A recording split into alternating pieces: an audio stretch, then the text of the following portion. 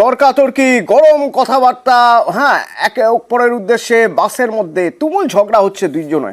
আর যখন পুলিশ তা সামলাতে গেল, উল্টে পুলিশ কিয়স্ক ভাঙচুর। শিয়ালদার পুলিশ কিয়স্ক দেখুন, রীতিমতো ভাঙচুর করা হয়েছে।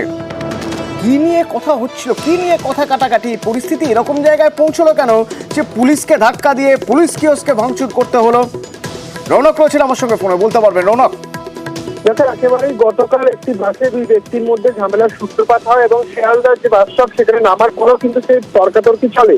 ইতিমধ্যে পুলিশ সেই ঝামেলা আটকাতে আসলে পুলিশের কাজে বাধা দেওয়া এক ব্যক্তি, এবং শুধু তাই নয়, সেখানে থাকা যে পুলিশের কিয়স্ক কিছু না জানতেই সেই কিয়স্ক কিন্তু একেবারে ভাঙচুর করে। সরকারি সম্পত্তি ভাঙচুরের ঘটনা এবং পুলিশের কাজে বাধা দেওয়ার ঘটনাটি ইতিমধ্যে ধৃত ব্যক্তিকে গ্রেফতার করেছে ইন্টালি থানার পুলিশ।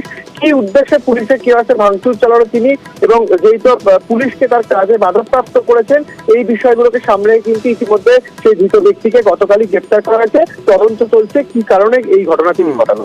ধন্যবাদ। না, আমি যখন বেরোই তখন কেউ কাউকে দেখিনি।